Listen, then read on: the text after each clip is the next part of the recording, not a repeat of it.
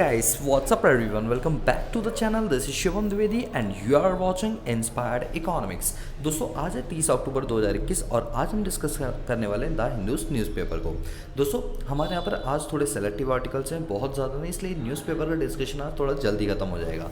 देखिए right side पर हमारे पास एक न्यूज़ आ रही है, that is no money left in मनरेगा coffers 21 state in the red. इसका क्या मतलब है? सबसे पहले आप ये जानो ये मनरेगा प्रोग्राम आखिर है क्या, उसके बाद हम इस आर्टिकल को पढ़ेंगे तो हमें ज़्यादा अच्छे से समझ आएगा। दोस्तों आपने इकोनॉमिक्स में पढ़ा होगा कि जिस तरह से हमारे यहाँ पर एम्प्लॉयमेंट जो है वो कम होती जा रही है और अनएम्प्लॉयमेंट बढ़ती आ रही है, तो गवर्नमेंट ने इसे टैकल करने के लिए कुछ पॉवर्टी एलिवेशन प्रोग्राम चलाए थे जिनसे गरीबी को दूर किया जा सकता है। और उन्हीं गरीबी को दूर करने के लिए यहाँ पर रोजगार के जो है अवसर दिए गए थे, जिनमें से एक हमारे पास आता है मनरेगा प्रोग्राम। अगर हम इसकी फुल फॉर्म की बात करें तो ये फुल फॉर्म हमारे पास बनती है कि Mahatma Gandhi National Rural Employment Guarantee Act, जिसको पास किया गया था 23 अगस्त 2005 के अंदर। बेसिकली इसका मेन रीज़न ये था पास करने का कि जिन ग्रामीण या शहरों में जिन लोगों के पास रोजगार नहीं है उनको ये क्या करेगा, ये कि स्थायी रोजगार प्रोवाइड करवाएगा और वो भी 100 दिन के लिए प्रोवाइड करेगा। मिनिमम 100 डेज होता है, अगर गवर्नमेंट का रिक्वायरमेंट उससे ज़्यादा की है तो यहाँ पर ज़्यादा भी मिल जाता है। ठीक है, तो यहाँ पर क्या ऑब्जेक्टिव लिखा हो, the guarantee of 100 days of employment in every financial year. हर साल 100 दिन का ये रोजगार क्या करवाएगा, आपको प्रोवाइड करवाएगा। इसके अंदर क्या होता है कि जैसे लेट सपोज एक गांव के अंदर सड़क बननी है, अब उस सड़क को बनाने के लिए हमारे पास लोग नहीं है, तो हम क्या करेंगे, उन लोगों को उठाएंगे जिन लोगों के पास रोजगार नहीं है और उन्हें हम 100 दिन का मिनिमम गारंटी दे देंगे। अब क्या होता है कि इसके अंदर जब हम किसी को रोजगार देंगे तो ऑब्वियस सी बात है उसको पैसा भी तो देना पड़ेगा। तो यहाँ पर सेंट्रल गवर्नमेंट ने क्या किया हुआ है, पैसों को एलोकेट किया हुआ है। लेकिन अब हमारे पास क्या हुआ कि मनरेगा के अंदर जो फंड होता है वो खत्म हो चुका है, यानी पूरा पैसा यहाँ पर एग्जॉस्ट कर लिया गया है। दोस्तों आप इस चार्ट के अंदर देखिए, यहाँ पर जितने भी ब्लैक कलर के आपको स्टेट नज़र आ रहे हैं, इन्होंने अपने फंड का 100% से भी ज़्यादा पैसा खर्च कर दिया है, यानी इन्होंने उधारी ले लेके लोगों को पैसा दिया है। तो यानी इनके पास तो पैसा बचा ही नहीं बल्कि उधारी चढ़ और गई है। जितने रेड कलर वाले आपको स्टेट नज़र आ रहे हैं, इन्होंने 90 से लेकर 100% पैसा जो फंड का दिया जाता है सेंट्रल गवर्नमेंट के द्वारा वो पूरा एग्जॉस्ट यानी ख़त्म कर दिया है। और जितने भी आपको ये ऑरेंज कलर के नज़र आ रहे हैं, इन्होंने 80 से 90% पैसा अपना खर्च कर दिया है। और जो येलो कलर के नज़र आ रहे हैं, इन्होंने लेस देन 70%, यानी इस तरह से यहाँ पर राज्यों के अंदर आप देख सकते हैं। सबसे ज़्यादा आप देख सकते हैं यहाँ पर ब्लैक अलर्ट जारी हुआ है। ब्लैक अलर्ट का क्या मतलब हुआ कि यहाँ पर इन्होंने जितना फंड दिया गया है उससे कहीं ज़्यादा इन्होंने अपना पैसा यहाँ पर खर्च कर दिया है। तो कहा ही जा रहा है कि जैसे अगर हम पहले बात करें तो हमारे यहाँ पे जो कुल खर्चा इस बार हुआ है वो हुआ है 79,810 करोड़। दोस्तों पिछले साल के कंपैरिजन थोड़ा सा कम एलोकेशन हुई है, बट इसलिए ऐसा हुआ बिकॉज लास्ट ईयर लॉकडाउन लगा हुआ था तो रोजगार थोड़ा कम हुआ तो खर्चा कम हुआ, वरना इसमें पहले 1.18 लाख करोड़ रुपीज़ खर्च हुए थे, बट इस बार कितना हुआ 79,810 करोड़ रुपीज़ इसमें खर्च किए गए हैं। कुल मिला के हमें ये समझना है कि मनरेगा प्रोग्राम के अंदर अब लोगों के जो स्टेट गवर्नमेंट है उनके फंड्स बहुत ज़्यादा कम बचे हैं। ठीक है, तो ये हो गया। इसके बाद इसमें आगे चलते हैं। आगे यहाँ पर एक पॉइंट आ रहा है, barrier to go from farmer protest sites. अब यहाँ पर क्या बात बोलेगी, जैसे आप जानते हैं भी फार्मर्स ने कई सारे प्रोटेस्ट किए थे, जिसके अंदर वो 3 फार्म बिल्स थे जिसको लेकर यहाँ फार्मर ने कई सारे प्रोटेस्ट किए। तो प्रोटेस्ट में क्या होता है, बेसिकली रोड्स को ब्लॉक कर दिया जाता है। बट अभी जो फार्मर्स हैं वो थोड़े से शांत हो रखे हैं, तो जिन जगहों पर बैरियर्स लगाए गए थे उन बैरियर्स को रिमूव यहाँ पर किया जा रहा है। जैसे रोड को ब्लॉक करने के लिए बड़े बड़े नहीं होते, हम पत्थर रख देते हैं क्रेन की सहायता से, तो वो सारी चीज़ें भी यहाँ पर हटाते हुए नज़र गवर्नमेंट आ रही है। छोटा सा आर्टिकल था इसलिए मैंने ज़्यादा इस पर डिस्कस नहीं किया। इसके अलावा हम सीधा एडिटोरियल सेक्शन पर आएंगे, क्योंकि यहाँ बीच में कोई भी ऐसी न्यूज़ नहीं है जो आपके एग्जाम के प्रोस्पेक्टिव से इंपॉर्टेंट हो, तो मैं सीधा जंप कर रहा हूँ अपने पास एडिटोरियल सेक्शंस के ऊपर। अच्छा, यहाँ पर एक पॉइंट आ रहा है, heart attack among youngster to the rise. अच्छा, आप जानते हैं कि अभी ये केरला के ये बहुत ही अच्छे हमारे सुपरस्टार थे और बहुत कम एज यानी 46 ईयर की एज के अंदर इनका क्या हुआ, इनकी डेथ हो गई। बेसिकली बताया जा रहा है कि अपने जिम से आए थे, नॉर्मल एक्टिविटी कर रहे थे, बट सडनली इनको हार्ट अटैक आता है जिसके चलते इनकी डेथ हो जाती है। आपने एक चीज़ नोटिस की होगी, पिछले कुछ सालों के अंदर यंगस्टर्स के अंदर जो हार्ट अटैक जैसी चीज़ें हैं ये बहुत ज़्यादा देखने के लिए कॉमन सी चीज़ हो गई। ऐसा लगता है कि हर एक जितने अमीर ज़्यादा होता है उन सबकी जो डेथ है वो हार्ट अटैक से होती है। कहीं ना कहीं ये इस बात को प्रेजेंट करता है कि हमें अपने रहन सहन को, हमें अपने खान पान को इस तरह से करना चाहिए कि हमें फास्ट फूड की ओर थोड़ा सा कम डाइवर्टेड होना चाहिए और अपनी डाइट एक न्यूट्रिशन और प्रॉपर डाइट लेनी चाहिए। एक्सेस ओवरवेट अगर आप लोगे तो कहीं ना कहीं आपके लिए हेल्थ का एक बहुत बड़ा इशू बन के सामने आ सकता है। ये पूरा आर्टिकल इस पर बेस्ड है। क्योंकि पूरा आर्टिकल जो है वो थोड़ा बॉलीवुड को लेकर है, इसलिए मैं ज़्यादा इस पर डिस्कशन नहीं करूँगा, क्योंकि जो चीज़ें एग्जाम से रिलेटेड है हमें वो पढ़नी है। मैंने यहाँ पर न्यूज़ चैनल नहीं खोल रखा हूँ, हमें पढ़ना क्या है, जो हमारे यूपीएससी, स्टेट पीएससी या जितने भी स्टेट लेवल के एग्जाम्स होते हैं उनमें जो करंट अफेयर्स आते हैं हम उनसे रिलेटेड बातें यहाँ पर करेंगे। इसके बाद यहाँ पर और आगे चलें तो एडिटोरियल सेक्शन की बात करते हैं। सबसे पहले आ रहा है स्किली पॉइंट। अब ये स्किली पॉइंट को लेकर क्या बात बोलेगी, देखो यहाँ पे जो हमारे राइटर है ना वो गवर्नमेंट को काउंटर करते हुए बात बोल रहे हैं। काउंटर करने का मतलब है उनको क्रिटिसाइज़ किया जा रहा है। देखो कहा ये जा रहा है कि अभी T20 का मैच हुआ था पाकिस्तान और इंडिया का, जिसमें इंडिया हार गई और पाकिस्तान जीत गई। तो ऐसा देखा गया कि भारत के अंदर ऐसे कई सारे लोग हैं जो पाकिस्तान के नारे लगाते हुए पकड़े गए और उन्होंने पाकिस्तान की बड़ाइयाँ करते हुए देखा गया। जनरली ऐसा डेटा के अंदर बताया जा रहा है कि जितने भी लोग पकड़े गए हैं उनको UAPA एक्ट के अंदर जो है वो पकड़ लिया गया। UAPA एक्ट का मतलब क्या होता है, अनलॉफुल एक्टिविटी प्रिवेंशन एक्ट के थ्रू उनको पकड़ लिया गया। और जब पकड़े गए तो जब हमने देखा तो पता लगा है कि उसके अंदर जितने लोग पकड़े गए उसमें मैक्सिमम जो लोग हैं वो मुस्लिम लोग हैं और वो किसको कर रहे हैं, पाकिस्तान को बढ़ावा दे रहे हैं और उनको खुशी हो रही है कि इंडिया ये मैच हार गया। तो यहाँ पर राइटर का कहना ये है कि सिर्फ मैच को आप एक पॉलिटिकल एजेंडा से देख रहे हो, जो कि बिल्कुल गलत है। हर इंसान को अधिकार है अपनी खुशी को सेलिब्रेट करने का, फिर चाहे वो किसी भी कंट्री को लेकर हो। ये कौन सा लॉ बोलता है कि भारत में रहकर आपको सिर्फ भारत को ही चीयरअप करना है, आप पाकिस्तान को चीयरअप नहीं कर सकते। अगर वो लोग पाकिस्तान से चीयरअप करके खुश हो रहे हैं तो उन्हें होने दो ना। ये आप कौन होते हैं डिसाइड करने वाले कि आप इंडिया में रहकर चीयरअप नहीं कर सकते हो। यानी आपने जो T20 का मैच है इसको एक पॉलिटिकल एजेंडा बना दिया और आप UAPA एक्ट के थ्रू आप उन लोगों को पकड़ रहे हो जो लोग पाकिस्तान की खुशी से खुश हो रहे हैं। आप ऐसे काम करोगे तो कैसे काम चलेगा। इन्होंने राइटर ने हवाला देते हुए बोला है US के अंदर आप जाओ, US के अंदर क्या इंडिया के लोग नहीं रहते। जब इंडिया मैच जीतता है तो क्या इंडिया में जश्न, वहाँ पर USA में जो इंडियन लोग क्या वो जश्न नहीं मनाते, क्या वो जय जवान जय किसान जय भारत माता की जय क्या ये नारे नहीं लगाते। तो क्या उनको भी अमेरिका वाले UAPA एक्ट के अंदर डाल दे अंदर कि नहीं तुम भारत का नारा अमेरिका में नहीं लगा सकते। तो ये कहीं का कोई लॉ नहीं है। तो इस बात को लेकर मुझे भी लगता है, पहले मुझे लगता था कि हाँ ये चीज़ें गलत हैं जो हो रही हैं, जो लोग नारेबाजी कर रहे हैं इंडिया में रहकर। लेकिन जब मैंने इस आर्टिकल को पढ़ा तो मुझे ऐसा फील हुआ कि कहीं ना कहीं राइटर बिल्कुल सही बात बोल रहा है कि हर इंसान को अधिकार है अपनी खुशी को सेलिब्रेट करने का। हो सकता है कि उनका कोई पूर्वज पाकिस्तान से बिलोंग करता हो, बिकॉज 1947 से पहले कई सारे ऐसे लोग हैं जो पाकिस्तान से इंडिया में है, तो हो सकता है कि वो पाकिस्तान को ही सपोर्ट करते हो। तो आप क्या पाकिस्तान के सपोर्टर जो इंडिया में रह रहे हैं क्या आप उनको एंटी नेशनल या एंटी सोशलिस्ट डिक्लेयर कर दोगे, वो भी UAPA एक्ट के अंदर। क्योंकि भाई UAPA एक्ट के अंदर क्या होता है ना कि सजाएं बहुत ज़्यादा खतरनाक होती है। इवन यहाँ पर डेथ प्रिजनमेंट भी देखा जाता है, मतलब कि उनको फांसी की सज़ा भी हो सकती है। तो इस टाइप की जो चीज़ें भारत जैसे देश में हो रही है, जो कि एक लोकतांत्रिक कहा जाता है, दुनिया का सबसे बड़ा लोकतंत्र भारत के अंदर है, अगर उसके यहाँ पर ऐसी चीज़ें देखने के लिए मिलेगी तो हम कैसे दूसरों को अपनी इंस्पिरेशन बना सकते हैं। तो ये एक बहुत बड़ा मुद्दा। और मुझे लगता है आप लोग भी अपनी राय रखना कि आपको लगता है कि ये चीज़ें जो भारत में हो रही हैं कि हर एक व्यक्ति जो कि पाकिस्तान को सपोर्ट कर रहा है उसको UAPA एक्ट के अंदर डाल के उसको टेररिस्ट घोषित कर दिया जाए, मेरे हिसाब से तो गलत है। बाकी आप अपना भी ओपिनियन देना। इसके बाद यहाँ पर एक आर्टिकल आ रहा है, in India the study supervision of equality. अच्छा, इक्वालिटी को लेकर यहाँ पर बात चली है। यहाँ पे जो हमारी सीमा क्रिस्टी है, इन्होंने भी BJP को लेकर बहुत सारी क्रिटिसाइज करते हुए बातें बोली हैं।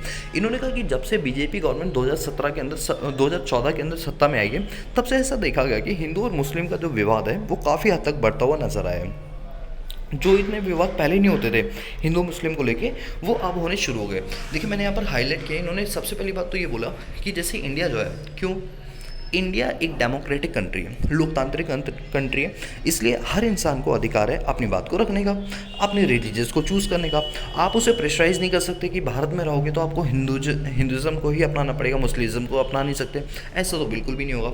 इन्होंने ये बोला कि अगर हम भारत की कॉन्स्टिट्यूशन यानी संविधान की बात करें तो वो उसमें साफ साफ आर्टिकल में लिखा हुआ है कि हर इंसान को अपना अधिकार है अपनी बात रखने का और राइट टू इक्वालिटी।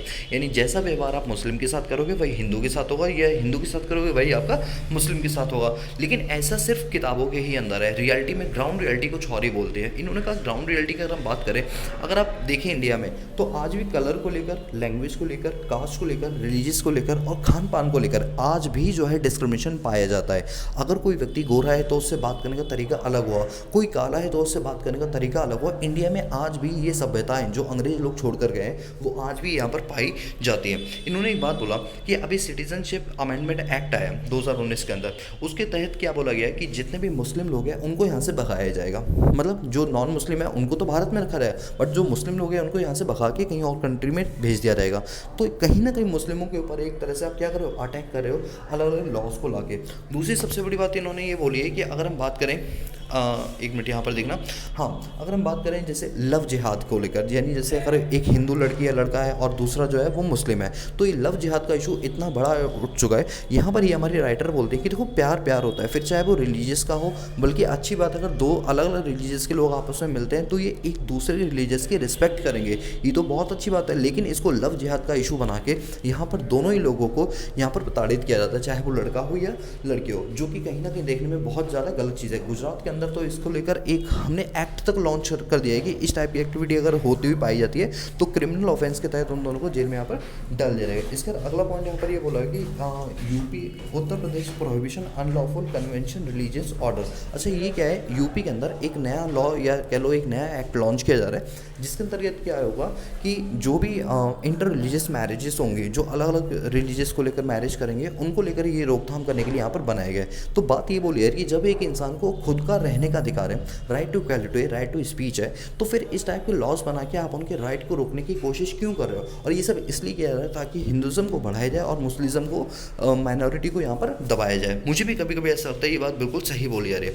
इसके लिए उन्होंने एक बात बोला कि जैसे अभी 3 तलाक का था, ठीक है, ट्रिपल तलाक का इशू था, इन्होंने कहा ये जो इशू था ये मुस्लिमों का इशू था, आपने इसको अपने एजेंडा, अपने पॉलिटिकल एजेंडा को बनाते हुए ये चीज़ें खत्म कर दी, जो कि कहीं ना कहीं गलत है। क्योंकि पिछले जितने भी गवर्नमेंट आई हैं उन्होंने कभी भी इस टाइप की एक्टिविटीज़ नहीं की, बट आपने इस तरह की एक्टिविटी दिखा के ये दिखाने की, ये प्रिटेंड करने की कोशिश की कि हमारा देश जो है वो हिंदुज़म का देश है, मतलब हिंदुज़म का देश है। अगर इस टाइप की एक्टिविटी मुस्लिम लोग करेंगे तो काउंटर करते हुए हम कहीं ना कहीं ऐसे लॉज या ऐसे प्रिवेंशन यहाँ पर बनाएंगे। देखो, इन्होंने जो भी आर्टिकल बोला ना, मैं कहूँगा मैंने इसकी एक एक लाइन को पढ़ा और समझा, मुझे भी लगा हाँ कुछ चीज़ें जो है वो है। देखो, कोई भी इंसान अपने आप में 100% परफेक्ट नहीं होता, 100% नॉलेज नहीं होती, लेकिन आर्टिकल पढ़ के हमें पता चलता है कि किसी का ओपिनियन क्यों, कोई क्या सोच रखता है, तो ये बहुत ज़रूरी होता है, इसलिए आर्टिकल पढ़ना।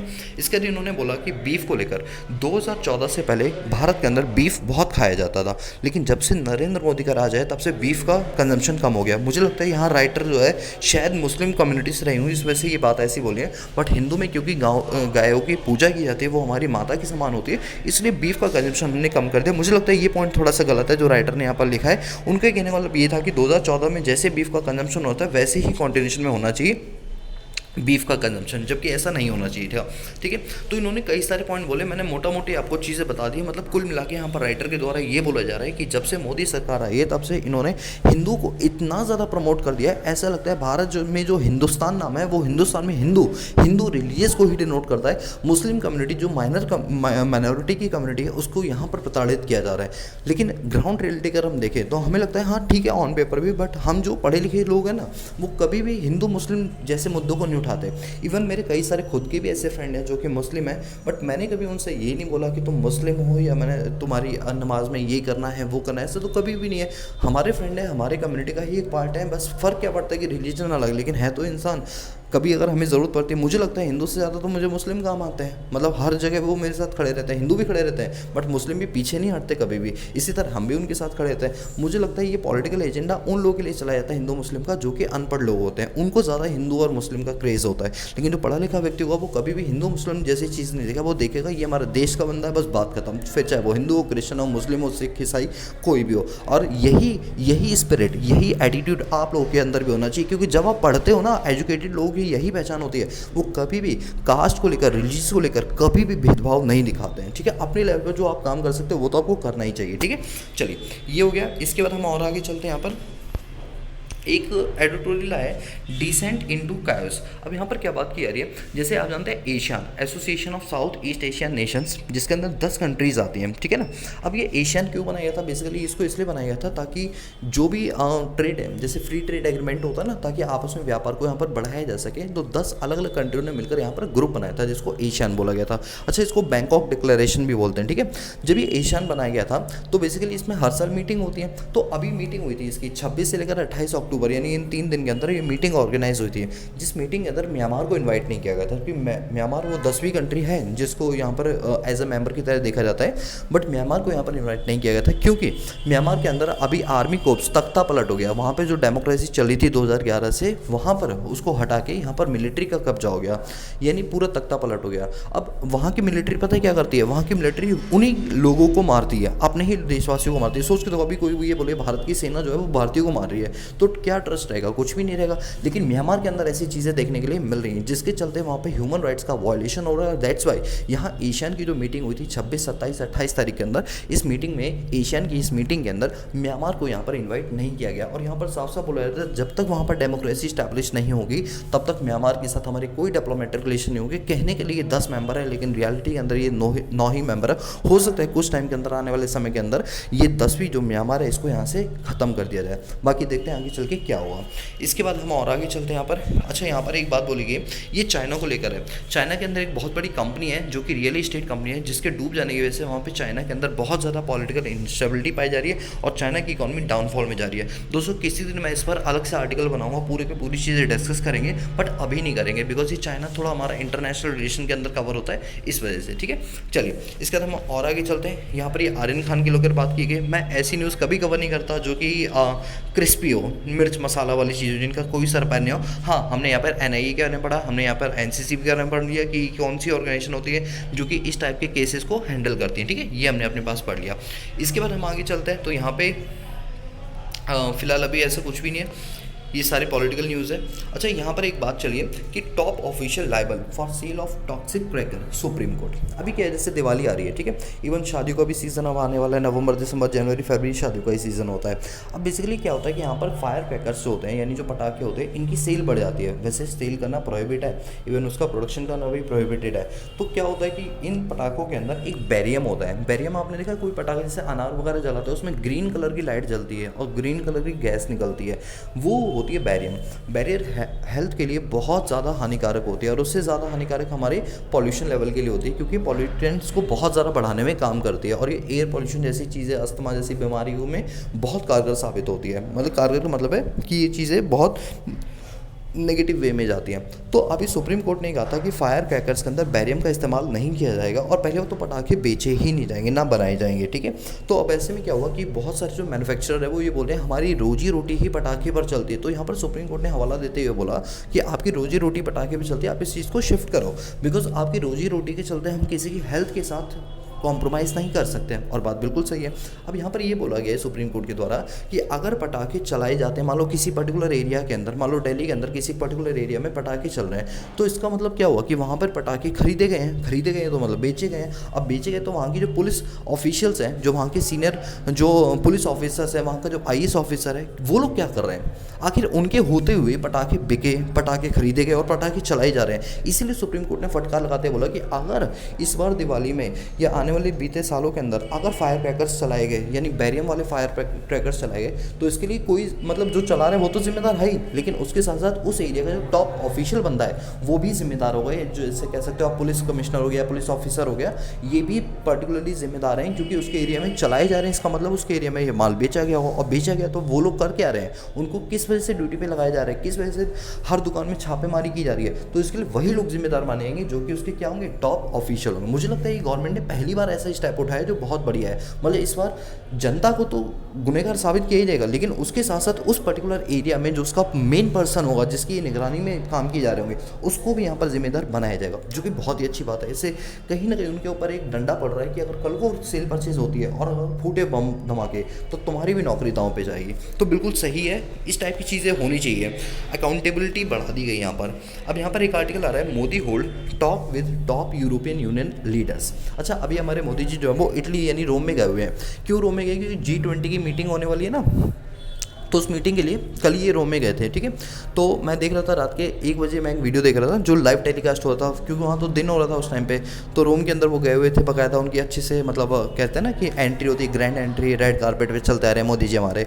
तो वहाँ पे क्या है कि यूरोपियन यूनियन के जो टॉप लीडर्स हैं उन्होंने इनसे बातचीत की और बेसिकली इन्होंने 3 मुद्दों पर वहाँ पर बातचीत की, जिसमें सबसे पहला मुद्दा था कोविड-19 की, किस तरह से कोविड-19 की सिचुएशन को टैकल किया जा सकता है। नंबर 2, अब जो टेररिज्म है इसको किस तरीके से रिमूव किया जा सकता है। नंबर 3, इन्होंने बात की इकोनॉमिक डेवलपमेंट, किस तरह से ट्रेड रिलेशन को डेवलप किया जा सकता है। और चौथी इन्होंने जो बात की अपने पास वो की किस तरह से हम जो एनवायरमेंटल इशू है इसको यहाँ पर रिमूव कर सकते हैं, किस तरह से एनवायरमेंट को प्रोटेक्शन दी जा सकती है। इन मुद्दों पर यहाँ पर बातचीत की गई यूरोपियन यूनियन के जो टॉप लीडर्स हैं उनके साथ। इवन अभी ये क्या करेंगे कि अभी ये इटली के अंदर है, ठीक है, तो अभी ये इटली में ये मीटिंग करेंगे G20 की, और इसके बाद ये क्या करेंगे, ग्लासगो के अंदर चले जाएंगे। ग्लासगो के अंदर जो हमारी COP26 की मीटिंग कल होने वाली है ना, कल से लेकर ये 12 से 13 नवंबर तक चलेगी। मतलब कुल मिला के 14 दिन की मीटिंग है पूरी, उस मीटिंग को भी अटेंड करेंगे मोदी जी, और ये वहाँ पर क्लाइमेट एक्शन को लेकर अपनी बातों को रखेंगे, अपने मुद्दों को रखेंगे, और किस तरह से डेवलप नेशन जो है वो फंड्स वगैरह नहीं दे रहे हैं, उन सब चीज़ों पर यहाँ पर डिस्कशन किया जाएगा। तो इस टाइप की जो मीटिंग्स होती है दोस्तों, ये बहुत ज़्यादा फ्रूटफुल मीटिंग्स होती है, क्योंकि इन्हीं मीटिंग्स के थ्रू ये डिसाइड होता है कि आने वाले सालों के अंदर हमारा क्या प्रोजेक्शंस होने वाले हैं, क्या हमारे प्रोजेक्ट्स होने वाले हैं, क्या हमारा फ्यूचर आउटलुक होने वाला है। तो इसलिए मीटिंग अपने आप में एक बहुत ज़्यादा इंपॉर्टेंट मीटिंग है, and I am also waiting कि कब 31 नवंबर आएगा, यानी कल आएगा, और कल वो मीटिंग के बारे में जो भी डिस्कशन हुआ वो हम यहाँ पर देखेंगे। ठीक है, चलिए इसके बाद यहाँ पर बात क्या की जा रही है, document with NPR form remove from census site. देखिए पहली बात तो ये सेंसियस की अगर मैं बात करूँ तो भारत की जो जनगणना है वो हमारे लिए बहुत एक इंपॉर्टेंट रोल प्ले करती है, बिकॉज जनगणना के आधार पर हमें पता चलता है हमारे यहाँ पर कितनी पॉपुलेशन है, और उसके हिसाब से हम पॉलिसीज़ बना सकते हैं। हमें ये भी पता चलता है कि उसमें से कितने मेल है, कितने फीमेल है, कितने ट्रांसजेंडर है, उस हिसाब से पॉलिसीज़ फ्रेम करना गवर्नमेंट के लिए बहुत ज़्यादा इंपॉर्टेंट हो जाता है, और उससे बहुत बड़ी हेल्प मिल जाती है यहाँ पर। अब कहा यह जा रहा है कि जो सेंसियस की अगर हम ऑफिशियल साइट पर जाएँ तो अभी इन्होंने ना कुछ डॉक्यूमेंट्स वगैरह अपलोड कर रखे थे, जैसे क्वेश्चनर टाइप के डॉक्यूमेंट्स होते हैं ना, कि क्वेश्चन टाइप के MCQ टाइप के क्वेश्चंस होते हैं, वो डॉक्यूमेंट अपलोड किए थे जिनको पब्लिक फिल कर सकती है। बट अभी देखा गया कि रिसेंटली कल की डेट में इनकी साइट से वो डॉक्यूमेंट फॉर्म डिलीट कर दिए गए, मतलब हटा दिए गए। तो कहा यह जा रहा है कि अभी वो फॉर्म जो है वो पूरी तरीके से बन नहीं पाए, जिसके चलते अभी वो डॉक्यूमेंट्स वहाँ से हटा दिए गए। कुल मिला के हमें ये सब चीज़ नहीं समझनी, हमें तो ये समझना है जो रजिस्ट्रार जनरल ऑफ इंडिया है, जो कि यूनियन मिनिस्ट्री के अंदर आती है और ये सेंसस को कंडक्ट करती है। मुझे बस आपसे एक क्वेश्चन पूछना है कि ये बताओ भारत में सबसे पहले सेंसस जो है वो कब की गई थी, और साइंटिफिक तरीके से किसने करवाई थी, और नॉन साइंटिफिक तरीके से भारत में पहली बार सेंसस किसने कराई थी। ये 3 क्वेश्चन दोगे, मैं क्वेश्चन रिपीट करूँ, आप मुझे बताओगे सेंसस भारत में पहली बार कब हुई थी, इसको साइंटिफिक वे में किसने किया था, और नॉन साइंटिफिक वे में पहली बार भारत में किसने किया था। ये चीज़ें आप 3 क्वेश्चन मुझे बताओगे, ये ऑलरेडी मैंने नेशनल इनकम वाले चैप्टर के अंदर आप लोगों को बताई हुई है। ठीक है, चलिए इसके बाद हम और आगे यहाँ पर चलते हैं। तो ये तो आर्यन खान को लेकर बात बोली गई है, इसको लेकर हमें ज़्यादा डिस्कशन नहीं करना। इसके बाद और आगे चलें तो यहाँ भी कुछ ऐसा नहीं है। अच्छा, यहाँ पर एक बात चली ताइवान को लेकर, जैसे कि आप जानते हैं कि चाइना जो है वो ताइवान को लेकर ये बोलता है ताइवान जो है वो चाइना का ही एक पार्ट है, ये एक कंट्री है और 2 अलग अलग चीज़ें रिलीजियस यहाँ पर पाए जाते हैं। यानी चाइना फुली क्लेम करता है ताइवान जो है वो उनकी कंट्री है, लेकिन यहाँ पर ताइवान फुली बोलता है कि नहीं, हम चाइना का पार्ट नहीं है, बल्कि हम चाइना से डिफरेंट है। दोस्तों काफ़ी साल पहले सेकेंड वर्ल्ड वॉर से पहले यहाँ जो चाइना और ताइवान है वो एक ही कंट्री हुआ करती थी। लेकिन वर्ल्ड वॉर के बाद क्या हुआ कि जो जिस तरह से हमारे अलग अलग टाइप के एग्रीमेंट हुए, उसके तहत हमने चाइना को एक अलग कंट्री का रिप्रेजेंटेशन दे दिया। बट अब चाइना चाहता है उसको फिर से अपनी कंट्री बनाना, लेकिन अब ऐसा नहीं हो पाएगा, बिकॉज यूएस ने साफ साफ अपनी एक मीटिंग के अंदर, मीटिंग नहीं थी बल्कि एक प्रेस कॉन्फ्रेंस थी, वहाँ पर एक सवाल पूछा गया था प्रेस लीडर के द्वारा, वो ये कि सर अगर जो बाइडेन से पूछा गया कि अब एक बात बताइए, कल को ताइवान के ऊपर चाइना हमला करता है या कोई भी कंट्री अगर हमला करती है तो आपका क्या रिएक्शन होगा।